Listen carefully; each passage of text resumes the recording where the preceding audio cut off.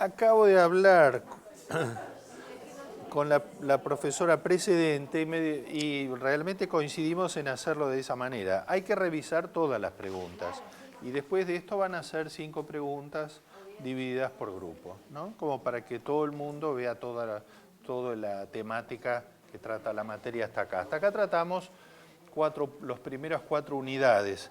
Esas 4 unidades están en estas 4 fichas que yo dejé, que son resúmenes de los temas que se han tratado en clase, a los que se puede agregar y conviene agregar la lectura de la bibliografía, porque la bibliografía comenta lo que se haya podido decir en clase y seguramente profundiza la mayor parte de los temas.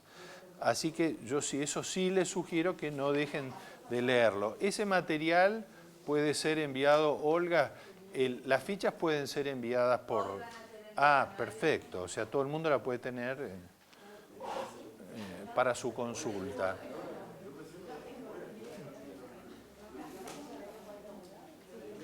Entonces ahora yo voy a hacer, cuando paren con el parloteo, voy a empezar a hacer una especie de resumen de los temas que tratamos y referidos a las preguntas, por lo menos para que se recuerden, evoquen y se sitúen con respecto a cuáles son las expectativas que generan estas cuestiones. Algunas de estas preguntas son interpretativas, otras son simplemente de referencia, o sea que ustedes buscan la referencia y ahí está la respuesta. En otras hay que hacer un pequeño análisis. La primera de las preguntas, ¿tienen todos ya? No, las del fondo faltan, la fila del fondo le debe faltar, ¿no? ¿O tienen todos? ¿Tienen todos? Bueno. ¿Tienen todas y todos?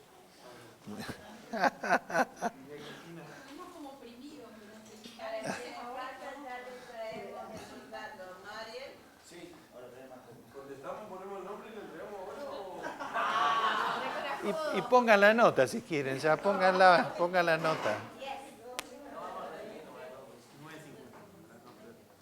Estamos preparados. El otro día leía un artículo de España que hablaba de un profesor que hacía una especie de autocrítica, que había sido profesor en el País Vasco. Y entonces él contaba que en algún momento del año se abría la puerta del aula y entraban 2 muchachos y le decían, por favor, dennos los temas de los exámenes para los presos.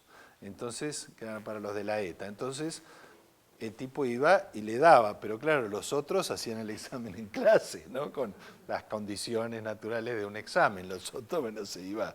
Y entonces unas semanas después volvían y le decían, le traían el examen lleno ya, ¿no? Las respuestas llenas, y algunos dicen hasta tenían la nota, por eso me acordé. Dice, y nosotros, dice, muchos de dice, y muchos de nuestros colegas mirábamos para otro lado y seguía el tipo. Eso se usa todavía en nuestros estudios, ¿verdad? Clases a los presos. Pero sí, pero no de esta manera. O sea, claro, en esas condiciones en las cuales si el profesor no le quiere poner buena nota lo liquidan, claro, que era la propuesta. No es mala como idea, ácrata no es mala. Bueno, entonces arranco con la primera, para que vayamos situándonos un poco en el tema. Esta primera es relativamente interpretativa, o por lo menos silencio, de relación entre los distintos temas. Establezca las diferencias entre las definiciones de patrimonio dadas por la UNESCO en los documentos de las décadas del 70, del 90 y en el 2000. ¿Por qué razón? Porque esto está en la ficha primera, vamos a ir por orden, la unidad número 1. Porque acá la UNESCO tomó el tema del patrimonio, primero muy referido y muy centrado en lo arquitectónico y lo arqueológico. En parte porque uno de los problemas que tenía la Europa de la posguerra es que se había destruido una parte muy importante del patrimonio arquitectónico por los bombardeos. Alemania, el norte de Francia, todo eso se había destruido.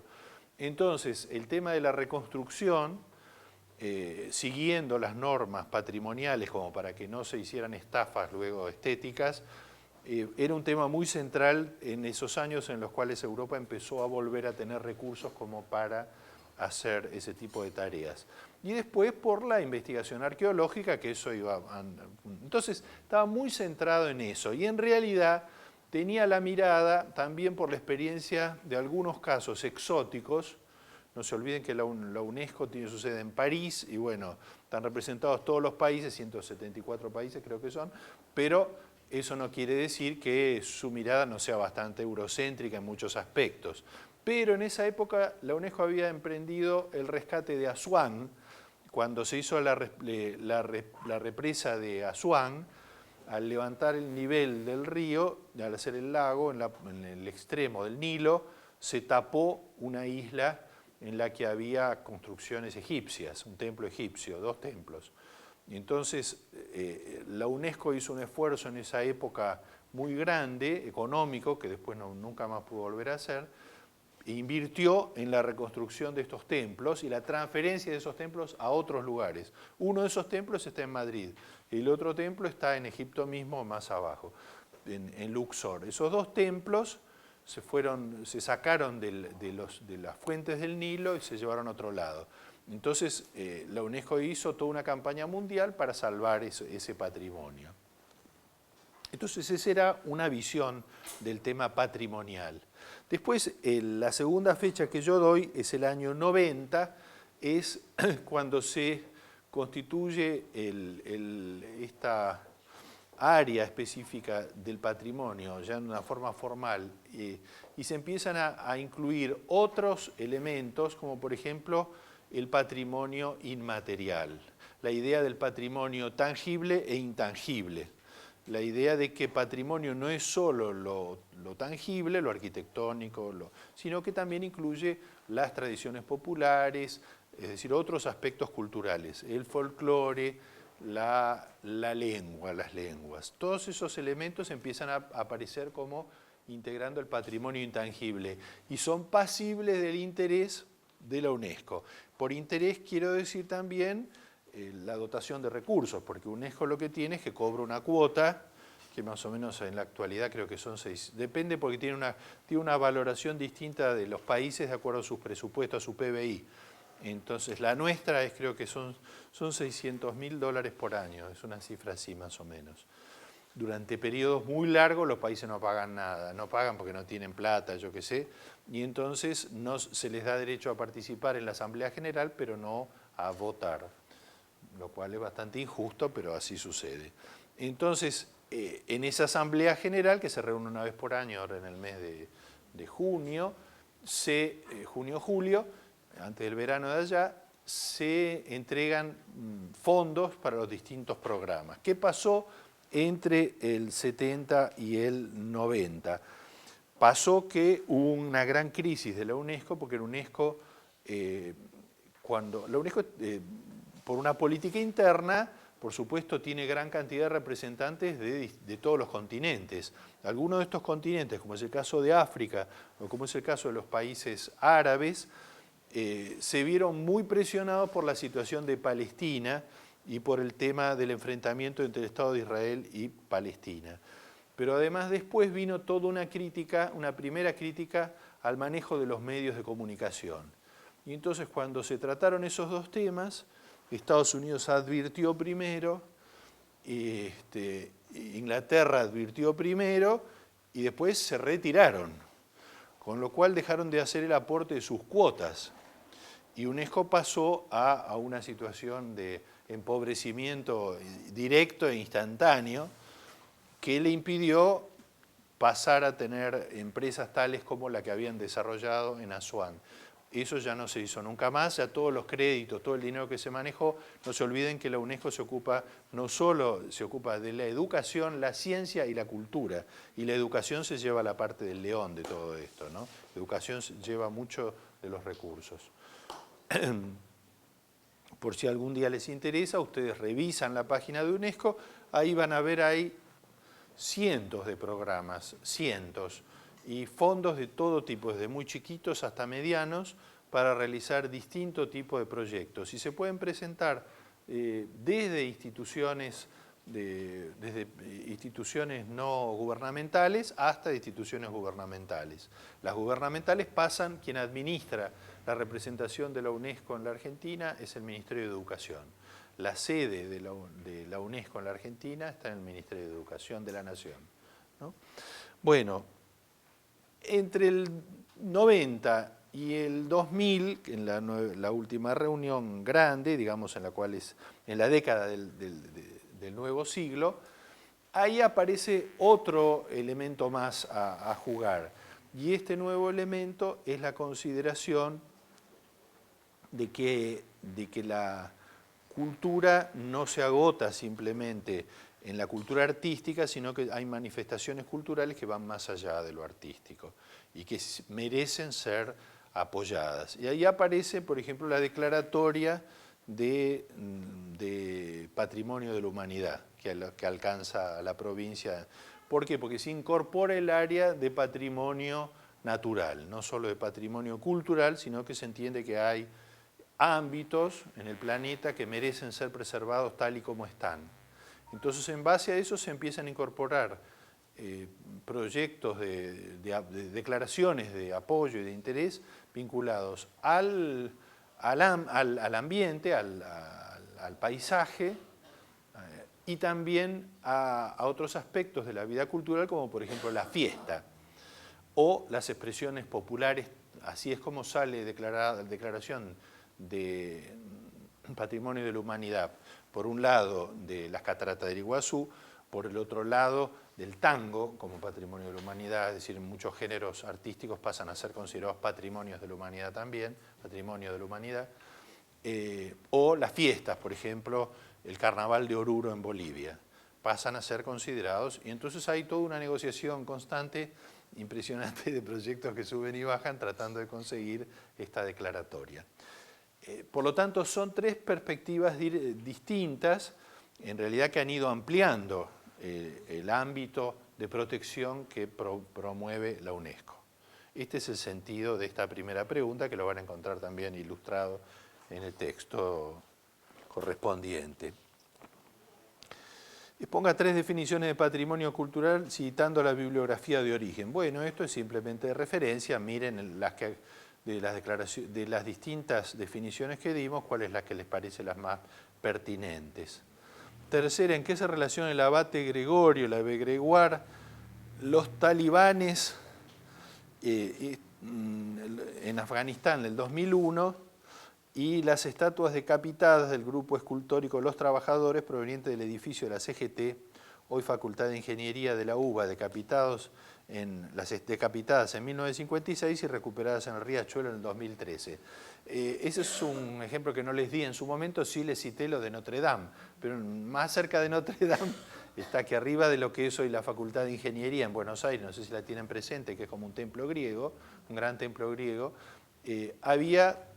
Eso estaba destinado a ser la sede de la Fundación Eva Perón. Y entonces arriba estaba coronada por estatuas de trabajadores en distintas actitudes y provenientes de las distintas especialidades. Y eso, cuando vino la Revolución Libertadora, bajaron las estatuas, ese ámbito fue destinado a la Universidad de Buenos Aires, y las estatuas, bueno, desaparecieron. Y hace como 3 años aparecieron en el Riachuelo decapitadas, o sea que la furia había sido tal que antes de tirarlas al río le cortaron la cabeza a los trabajadores y los tiraron al río. Bueno, los talibanes, ustedes saben que las recuperaron, sí. No sé si las cabezas las han recuperado ahora que me decís, pero los cuerpos sí. Están todos, creo que sí que las recuperaron, sí. No, los talibanes hicieron es decir, cuando aparecen ante la opinión pública, una de las primeras demostraciones es ir a los templos budistas y liquidarlos, ¿no? Hacerlos pedazos. Con lo cual la gente se escandalizó más que después los que mataron personalmente, pero bueno, el valor simbólico que tenía era muy grande, ¿no? Como es cierto. Y el Abbé Gregoire es el que presenta, no sé si ustedes recordarán que lo habíamos tratado, en la asamblea en Francia, durante la Revolución Francesa, es el primero que empieza a advertir que paren un poco con la idea de destruir todos los símbolos del antiguo régimen. ¿Por qué? porque eso es patrimonio de la sociedad, no es solamente un símbolo político, que hay que cambiarle la significación y conservarlo, que es el caso que yo les mencionaba, los dos casos similares, el caso de la Revolución de Octubre en San Petersburgo, donde al principio se piensa en destruir ese símbolo de la oligarquía y de la aristocracia, que es el Palacio de Invierno, y después se llega a la conclusión de que no, que eso es patrimonio, igual que las máquinas y que los campos, del pueblo ruso, y por lo tanto la ciudad imperial que también trataron de... Claro. Por lo general, eso tuvo que ver con que era, en el caso de China, por ejemplo, y en el caso de Rusia también, de que quienes llevaban adelante los ataques o la primera ocupación del lugar eran campesinos o gente que nunca había visto siquiera esos lugares, no tenía ninguna relación afectiva con ellos y para ellos eran ofensivos, naturalmente, además de no valer nada, no valían nada. Y si valían como una provocación contra la clase obrera trabajadora. Pero los intelectuales después los convencieron de que eso tenía un valor y que había que conservarlo porque era de todos. Cuarta, ¿mediante qué mecanismo la sociedad otorga la condición patrimonial a un bien? Esto lo tratamos en lo referido a la sociología, sobre todo decir cuáles son los mecanismos por los cuales la sociedad encuentra una forma de calificar como patrimonial un bien que antes no lo era, a lo mejor. Es decir, antes, en el caso del Palacio de Invierno, era una vivienda, ¿no? O en el caso del famoso inodoro de Duchamp, era un inodoro. ¿Y cómo pasó a ser un objeto de arte? Bueno, porque la sociedad, a través de sus distintos medios, ¿y cuáles son los medios que tiene la sociedad? Tiene distintas instancias de calificación. Los críticos de arte, los periodistas, las universidades, las academias, todos ellos opinan sobre un bien y en la sociedad hay algún elemento de la sociedad que promueve esta calificación de ese bien. Ese es el mecanismo. La consagración, ¿cómo se da de esa consagración de patrimonial? ¿Quién es que otorga la consagración final? No. Claro. ¿De qué manera? De una ley, por lo general de una ley, es una ley. Claro, es el gobierno, eso es el Estado. El Estado es el que determina, en un momento dado, le pone la firma y eso tiene una casa. Eso tiene a veces efectos negativos, porque por ejemplo cuando se consiguió una ley de protección urbanística, arquitectónica de San Telmo en Buenos Aires, que era todo un conjunto, un barrio, después de mucho pelear, porque lo iban tirando abajo a toda velocidad. Una vez que se produce esa intervención del Estado, el bien pasa a valer nada, porque ya no se puede comercializar, no se puede modificar, tiene una cantidad. Entonces, ¿Qué pasa con el Savoy de acá? bueno, claro, entonces se viene abajo, la gente lo larga, por lo general se escuatea, se llena de gente que vive adentro, porque ya el propietario, claro, porque si el Estado no sigue, es decir, si no lo compra claro, si se queda ahí tampoco termina con el problema, por la mayor parte de los casos. En San Telmo es increíble porque los fines de semana es el viernes a la noche que van y tiran abajo las casas. Del viernes a la noche al domingo. Vienen, demuelen, pum, el lunes ya, cuando vienen los inspectores. Un caso en mi ciudad, el Che Guevara había vivido en Altagracia en dos lugares. Sí. En Altagracia, en la actual casa del Museo Che Guevara. Sí. Y en otra casa, esa otra casa fue adquirida por una persona. Tiró gran parte de esa casa abajo y había sido declarada patrimonio esa casa. Sí. Tiró gran parte abajo y después intervino el Estado y quiso reconstruir de nuevo la casa tal cual estaba. Ah, bueno, claro. Sí, no le permitió. Claro, sí que yo las conozco, sí, las dos casas las conozco, que una es más linda que la otra, que la que es... Sí,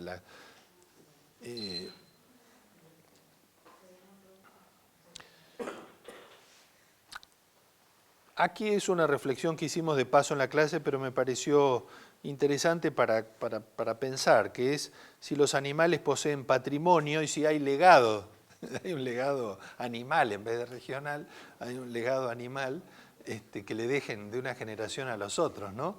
Es decir, si esa idea de patrimonio se agota en la sociedad humana o existe, porque también hay animales sociales, una cantidad de animales sociales que realizan tareas sociales compartidas por la comunidad de insectos o de, ¿no?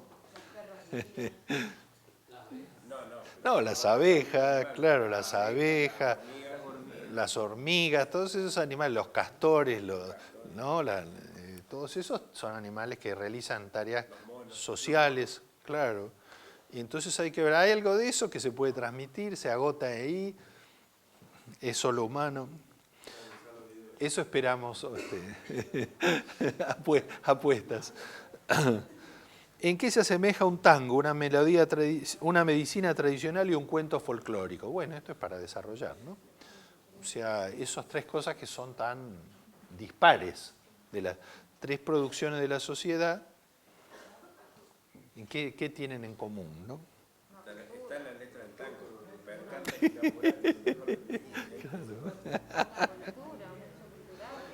Claro, claro.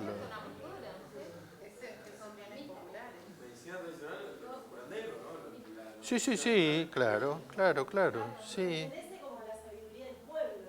Sí, sí. Pero si uno tuviera que analizarlos, digamos, uno fuera un naturalista, un entomólogo y tiene que ponerlo en una cajita, y bueno, estas tres cosas, ¿qué son? ¿Qué tienen en común? No son nada en común. Uno es un baile, el otro es un conocimiento científico. Bueno, por eso. Cuasi científico. Cuasi científico, ¿qué tienen en común? Bueno. el sester hispánico y ahí vemos. Claro. ¿Cuál es el documento fundamental del ICOMOS de UNESCO? Bueno, esto es para referencia, para que lo recuerden, porque eso es el ámbito en el que se discute todo el tema patrimonial continuamente. Hay reuniones periódicas, sobre todo vinculado a lo patrimonial arquitectónico. El ICOMOS trabaja mucho con por ejemplo, misiones jesuíticas, pasa por ahí, está dentro de esos programas, ¿no? ¿Y qué abarca el patrimonio tangible e intangible? Bueno, veremos sus condiciones literarias. ¿Qué diferencia existe entre la concepción de la protección del patrimonio en el Viejo Mundo y en América? Esto lo trata Colombres y lo trata Ticio Escobar en las dos citas que hay bibliográficas. Porque ¿cuál sería la distinción principal? Adolfo Colombres y Ticio Escobar son dos libros de la bibliografía dada para esta unidad, el final de la unidad. Porque, y también en la ficha hay un chileno, Garretón, que él también habla sobre esto, porque si la protección de lo patrimonial, y yo les doy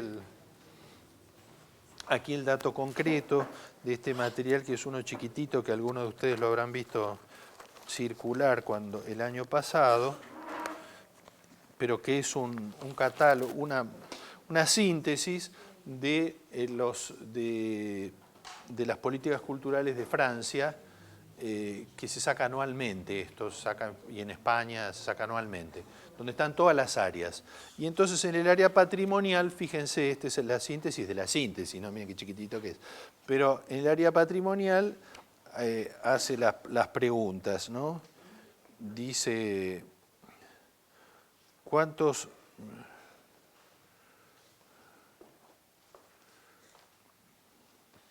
Bueno, por ejemplo, dice acá, ¿ves? Por tipo, edificios religiosos y funerarios. Bueno, por ahí puede ser. Habitaciones puede ser. Castillos, bueno, castillos no tenemos castillos, ¿no? Arquitectura pública, arquitectura militar. No tenemos mucha arquitectura militar tampoco. Arquitectura ligada a la actividad económica. Otros, catacumbas, claro. Entonces, si uno se tuviera que ceñir a esta matriz, evidentemente parecería que nosotros no tenemos ningún patrimonio.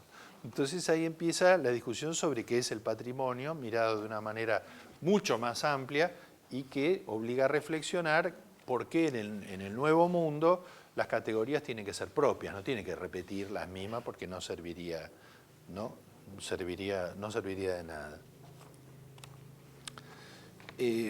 Los derechos de propiedad intelectual son siempre individuales. Esta es una pregunta pueden buscar la información, lo hemos tratado, porque la propiedad intelectual, que es un régimen surgido en Europa en el siglo XIX, en realidad ha surgido antes de la primera experiencia, fue antes de la Revolución Francesa, cuando un grupo de autores teatrales fue a ver a Luis XVI y le...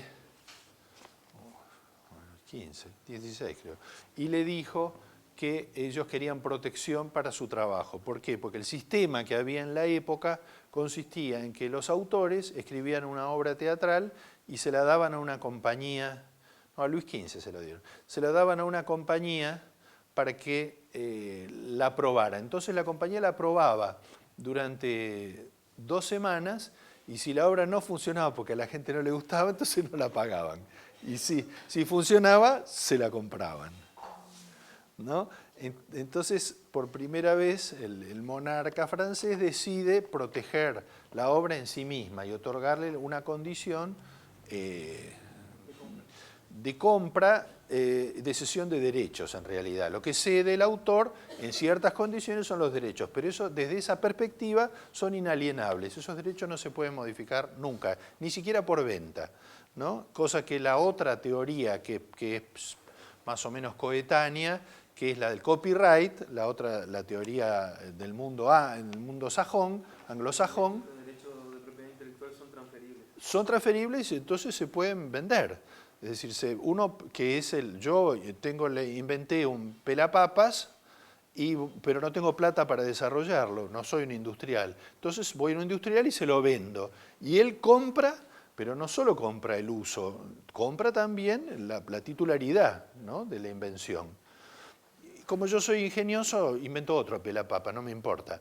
Ese sería el criterio del copyright. O sea que no es limitativo, porque en definitiva para un creador puede hacerlo tantas veces como le parezca, ¿no?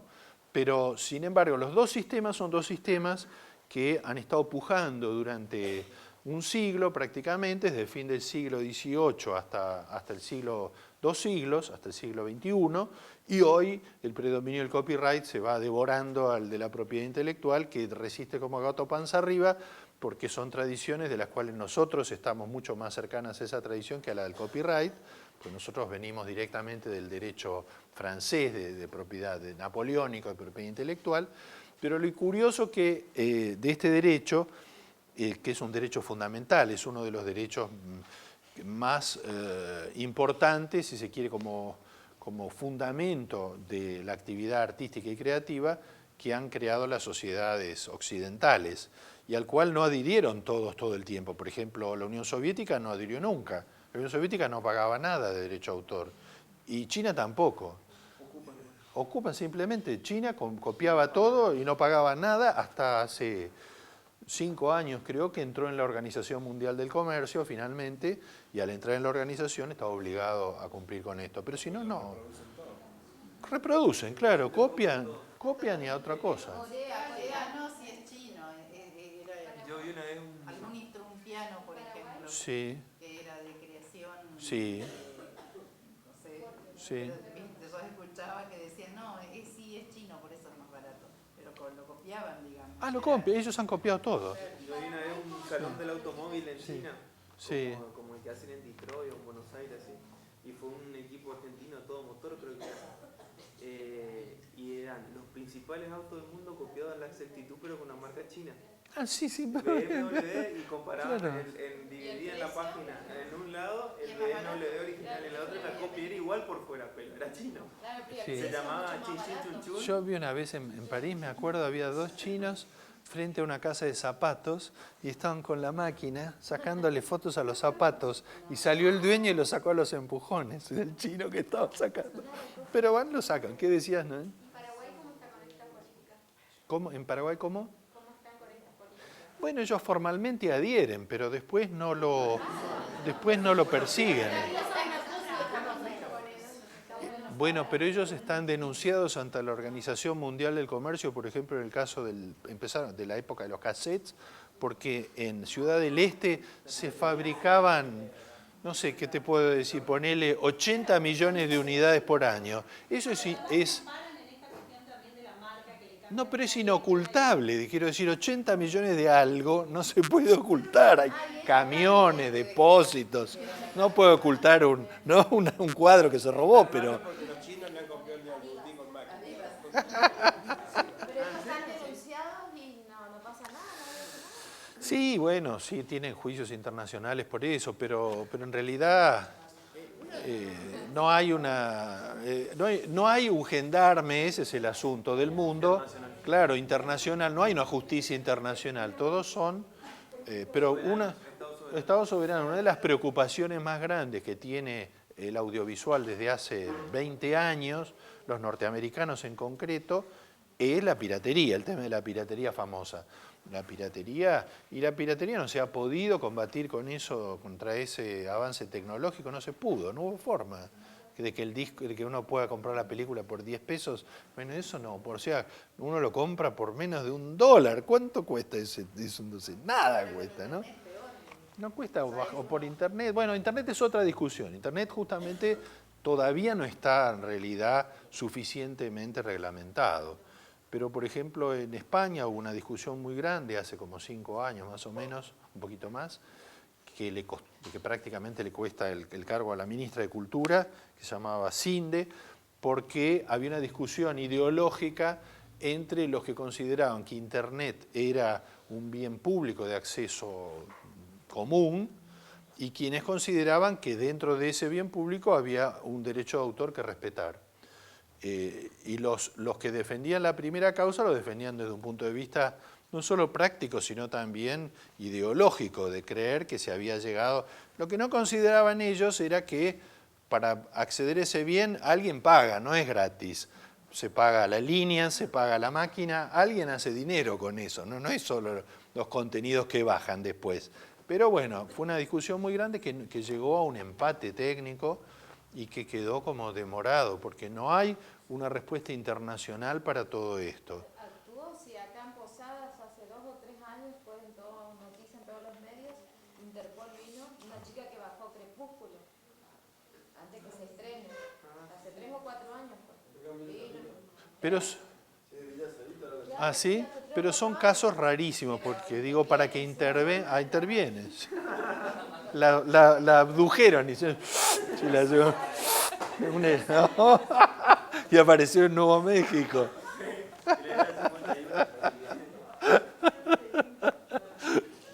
Bueno, la pregunta de la unidad 2.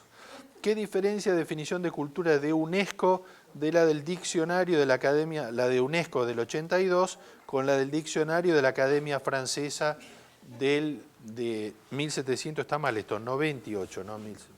No, está bien, 1718. Es el diccionario de los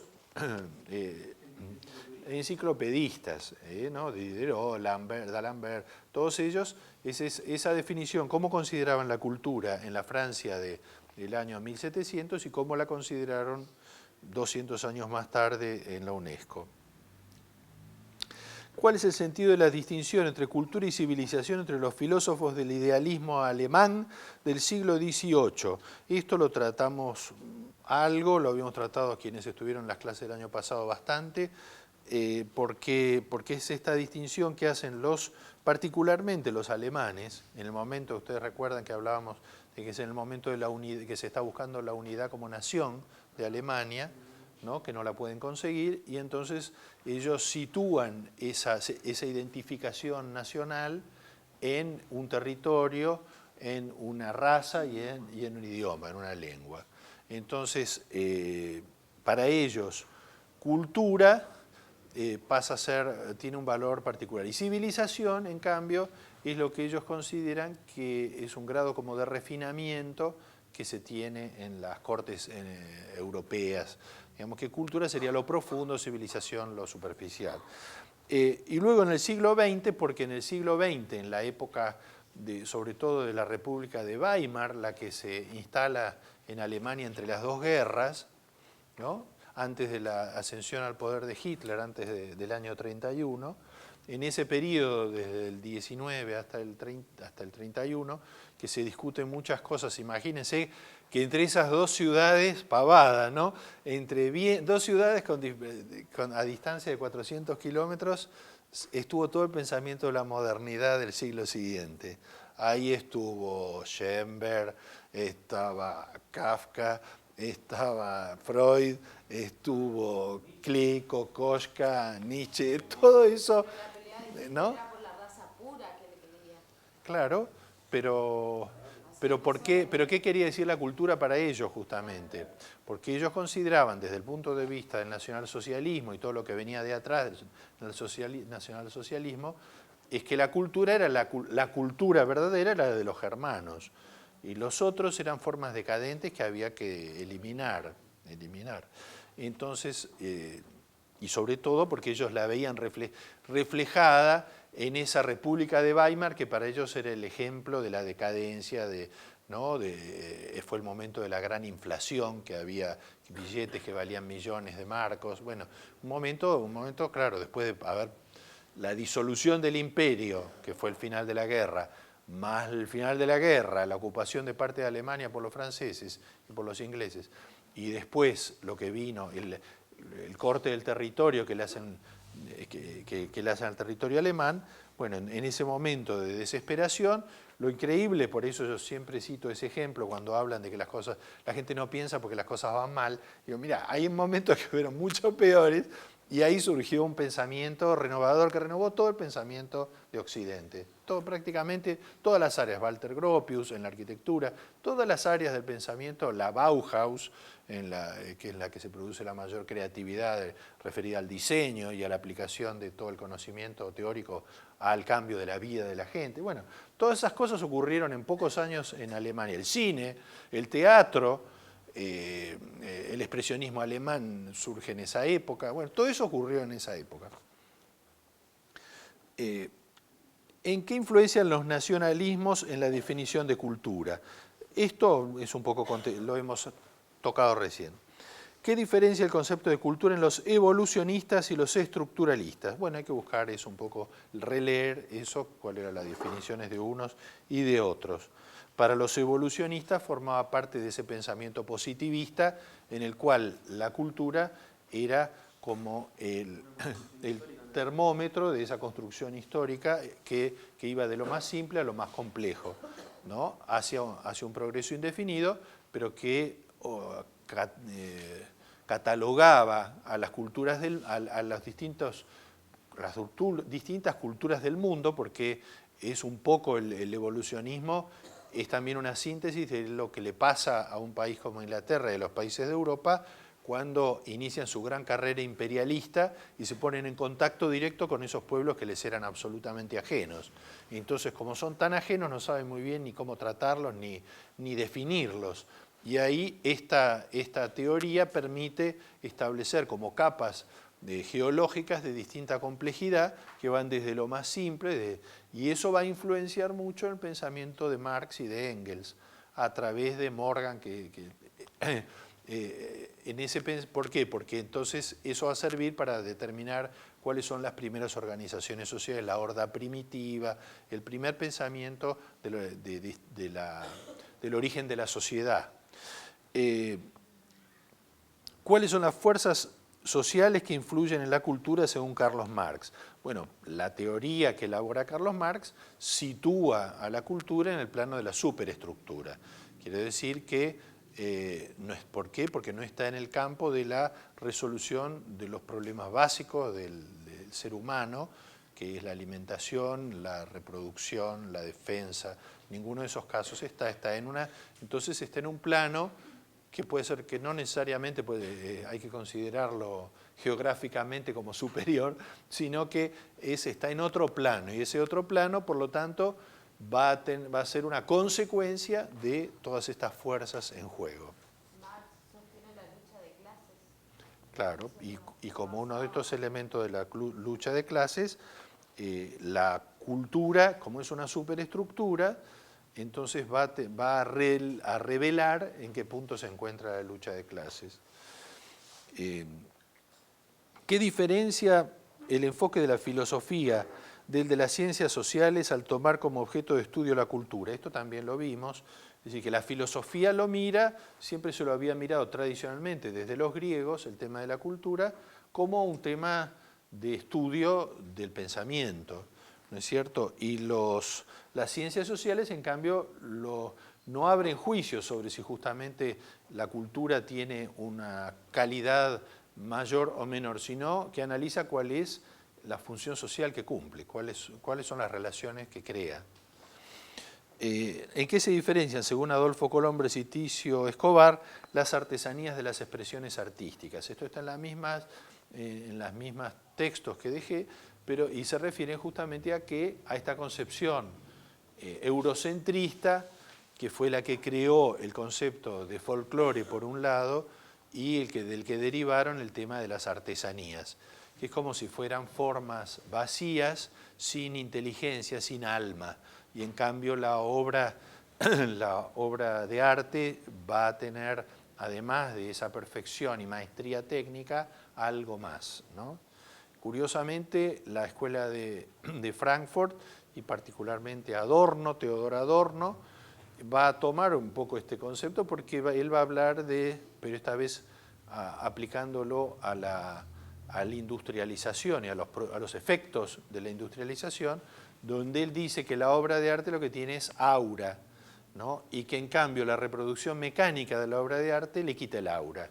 Entonces la Gioconda es una cosa, la Gioconda en la tapa de una lata de dulce de batata no tiene más el aura de la Gioconda, tiene simplemente la perfección de la forma, porque el dibujo es extraordinario, pero ya no tiene más el alma. Entonces, ¿y cómo se detecta eso? Porque no nos conmueve, dice. Bueno, son un poco subjetivas todas las cosas. ¿Cómo surge el concepto de folclore? ¿Quién es el que lo presenta por primera vez? ¿Cuándo y dónde? Bueno, este es el señor Toms, pero hay un texto que yo puse donde él lo describe que está muy bien y donde se ve cómo apareció y qué sentido tenía. Hoy hay todo un cuestionamiento en torno al William Toms, T-H-O-M-S. Ahora, hay quienes dicen que digamos que hay que hablar de cultura popular y no de folclore, que ese es un concepto aristocrático y que habría que modificar, bueno. Pero de todas maneras el folclore se ha asentado como una categoría de análisis de la producción cultural y en nuestro país tiene una identificación clarísima. O sea que nadie puede dudar de que eso a lo que nos referimos es eso y no otra cosa. Por consiguiente... Claro. Describa las diferencias de cultura autónoma, apropiada, enajenada, impuesta, según Bonfil Batalla. Eso es lo que dimos el trabajito. O sea que más o menos eso lo manejan. Ahora lo va a decir ahora. No te preocupes. Unidad 3. ¿Qué relación existe entre lengua y cultura? Bueno, yo esto hablamos mucho, en qué medida la cultura se transmite por la lengua, pero además la lengua es la cultura también, ¿no? Claro. ¿Por qué motivo el bilingüismo promueve la diversidad cultural? Bueno, porque es el reconocimiento de que existen otras maneras, otras visiones, claro, u otras, ¿no? Claro. ¿Cuáles son las dimensiones sincrónica y diacrónica de una lengua? Este es el pensamiento de Ferdinand de Saussure, ¿no? De la lingüística general, que es muy simple, pero bueno, es la idea de que la lengua puede ser tomada considerando la historia, considerando su evolución histórica, o sea, cómo una lengua va cambiando de acuerdo al tiempo, que eso lo conocemos, lo vivimos todos, y también, pero si no también puede ser considerada sintéticamente, analizando que las relaciones de como un sistema de signos, y como una estructura, como un sistema de signos.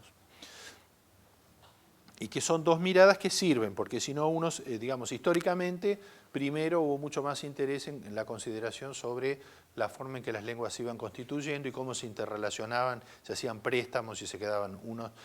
¿Por qué? Porque, entre otras cosas, porque Europa había tenido la experiencia del latín que perduró 2000 años, y en esos 2000 años hasta hoy, esa lengua pudo mirarse también en su evolución, como el latín clásico, el latín macarrónico, las lenguas romances que nacen del latín, es decir, toda esa evolución en la historia, bueno, dio lugar a muchas interpretaciones, porque tiene que ver con nuestra historia, ¿no?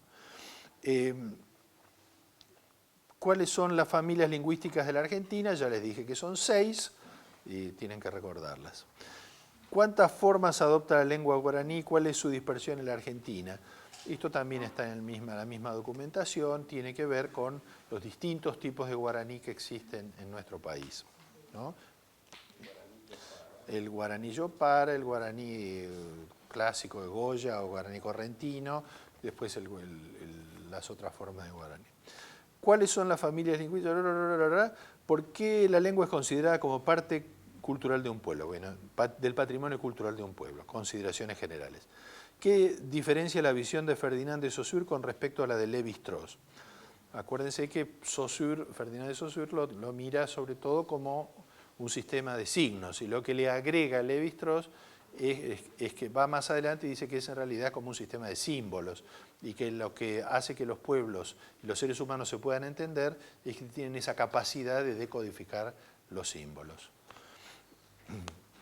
¿Qué lenguas se hablan actualmente en la provincia de Misiones? Esta es una pregunta maliciosa. Bueno, ¿a qué ola inmigratoria?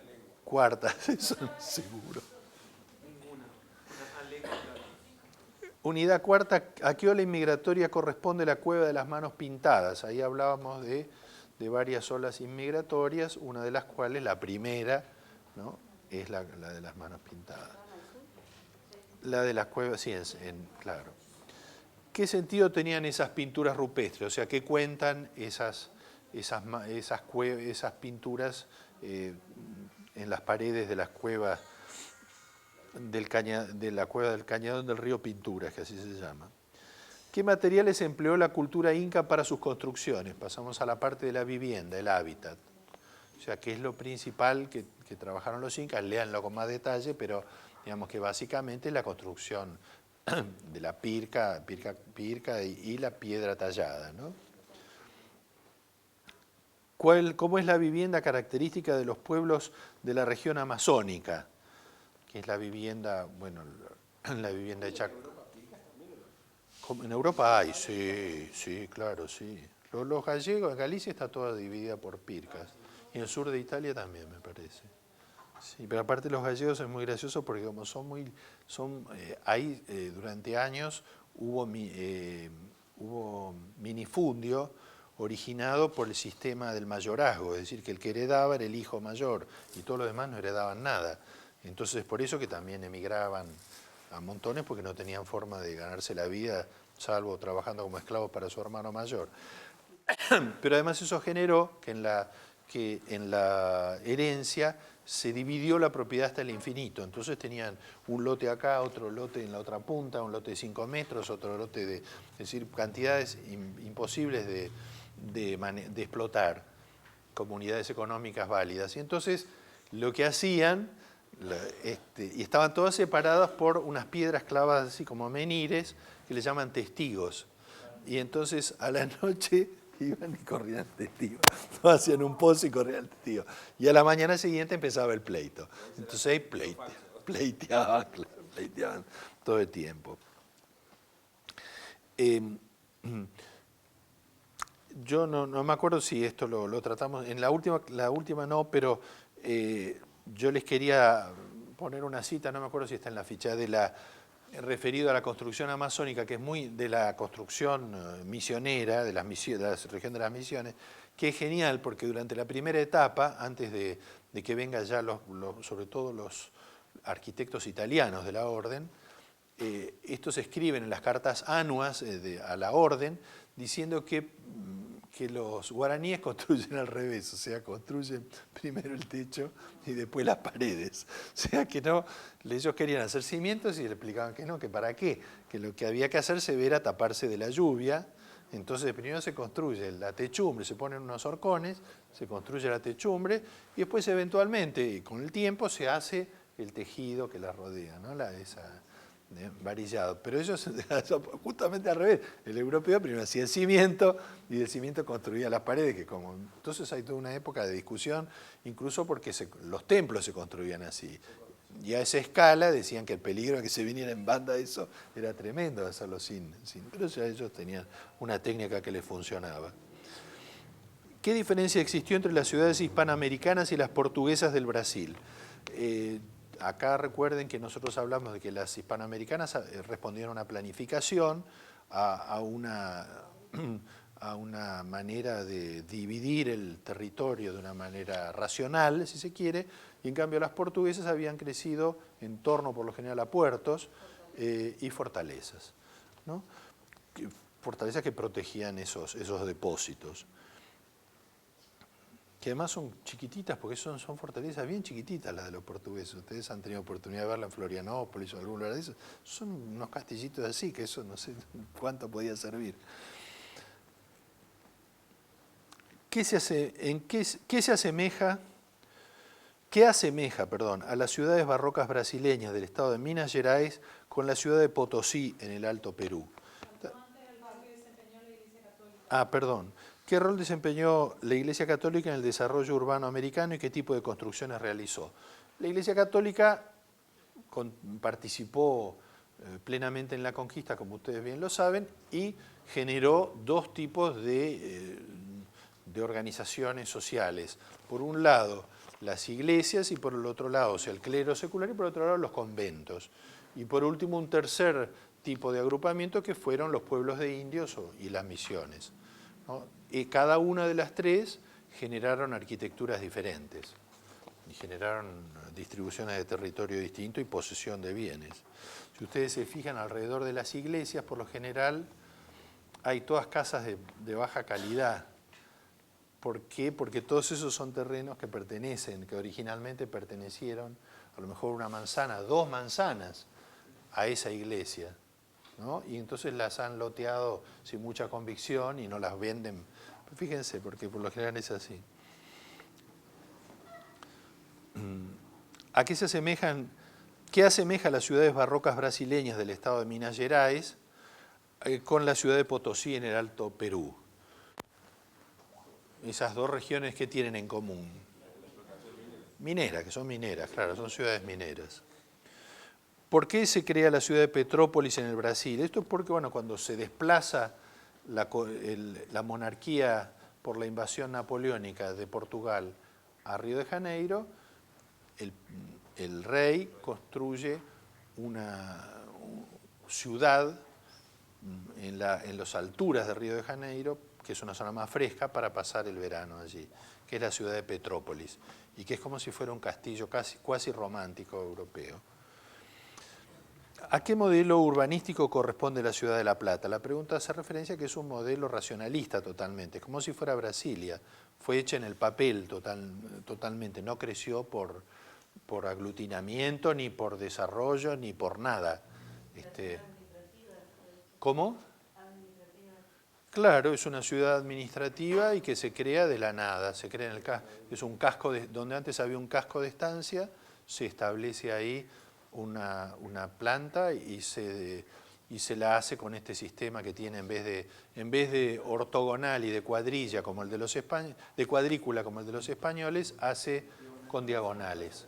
Porque la teoría de la época era que, la teoría higienista, era que una ciudad que la atravesaban los vientos era mejor para las aglomeraciones urbanas para que no prosperaran las enfermedades.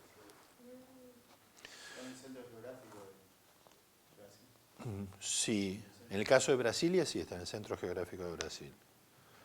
¿Cuáles fueron los diferentes hábitats de los pueblos patagónicos desde Tierra del Fuego a La Pampa? Hablamos de los canoeros magallánicos, hablamos de los Onas, hablamos de los tehuelches, hablamos de los mapuches. Todos ellos tuvieron algunos tipos de construcciones o hábitats diferentes.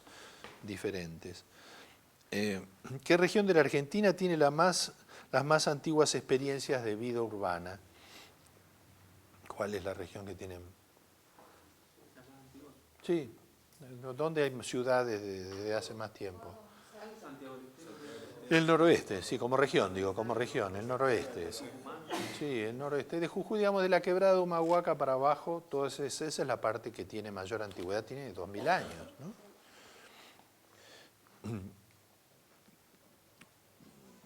¿Qué técnicas emplearon los pueblos del NOA para poder cultivar? Esto no es cultura, cultivares, perdón. Cultivar en las laderas de las montañas. Cultivar. Bueno, que son las terrazas, los andenes. Claro. Terrazas, andenes de cultivo y la irrigación, porque la clave de todo eso, ustedes saben que, por ejemplo, en el Perú está toda la población, todas las distintas culturas están en los valles. El Perú es un gran desierto, toda la zona de la costa, donde está la famosa corriente del Niño que va secando todo el tiempo todo eso.